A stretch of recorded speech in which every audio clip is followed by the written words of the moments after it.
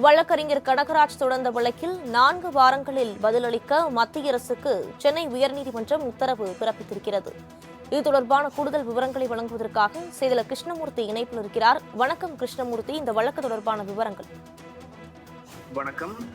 நாட்டில் அனைத்து பொருட்கள் மற்றும் சேவைகளை ஜிஎஸ்டி வரி வரம்புக்குள் கொண்டு வந்த மத்திய அரசு பெட்ரோலிய பொருட்களை இதுவரை ஜிஎஸ்டி வரி வரம்புக்குள் கொண்டு வரவில்லை.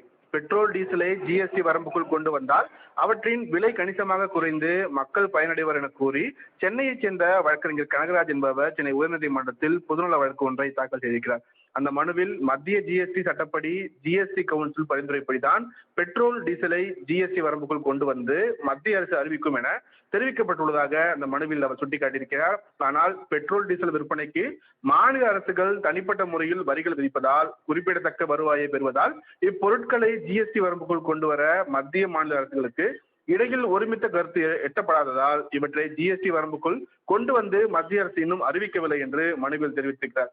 பெட்ரோல், டீசலை ஜிஎஸ்டி வரம்புக்குள் கொண்டு வரவும் நாடு முழுவதும் ஒரே விலைக்கு அவற்றை விற்பனை செய்யவும் நடவடிக்கை எடுக்க கோரி கடந்த 2023ஆம் ஆண்டு மத்திய நிதி அமைச்சகம் பெட்ரோலியத்துறைக்கு மனு அளித்தும் எந்த ஒரு நடவடிக்கையும் எடுக்கப்படவில்லை என்று அந்த மனுவில் தெரிவித்திருக்கிறார். இந்த வழக்கு இன்றைய தினம் பொறுப்பு தலைமை நீதிபதி கிருஷ்ணகுமார் மற்றும் நீதிபதி பாலாஜி அமர்வு முன்பு விசாரணைக்கு வந்தபோது மனுதாரர் கனகராஜ் வளைகுடா நாடுகளிலிருந்து கச்சா எண்ணெய் இறக்குமதி செய்வதை நிறுத்தி தற்போது ரஷ்யாவிடம் இருந்து குறைந்த விலைக்கு வாங்குவதாகவும் அதனால் ஏற்படக்கூடிய விலை குறைப்பு பலன்கள் மக்களுக்கு வழங்கப்படவில்லை எனவும் ஜிஎஸ்டி வரம்புக்குள் கொண்டு வந்தால் 100 ரூபாய்க்கு விற்கப்படும் பெட்ரோல் விலை 60 முதல் 70 ரூபாயாக குறையும் எனவும் எரிவாயு, பெட்ரோல், டீசல் இல்லாமல் அன்றாட வாழ்வை வாழ முடியாது என்றும் அவர் தரப்பில் வாதங்கள் வைக்கப்பட்டது.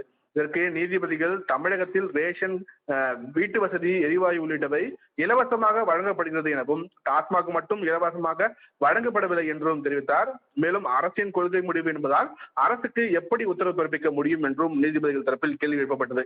மத்திய அரசு தரப்பில் ஆஜரான வழக்கறிஞர் கடந்த 2020ஆம் ஆண்டு இதே கோரிக்கையுடன் தாக்கல் செய்யப்பட்ட வழக்கை விசாரித்த கேரள உயர்நீதிமன்றம் கோரிக்கையை பரிசீலிக்க உத்தரவிட்டதாகவும் இந்த உத்தரவின் அடிப்படையில் மத்திய அரசு என்ன முடிவு எடுத்தது என்பது குறித்து விளக்கமளிக்க அவகாசம் வழங்க கோரினார். இதை ஏற்றுக்கொண்ட நீதிபதிகள் மனுவிற்கு 4 வாரங்களில் பதிலளிக்கும்படி மத்திய அரசுக்கு உத்தரவிட்டு வழக்கின் விசாரணையும் தள்ளி வைத்திருக்கிறார். வினிதா,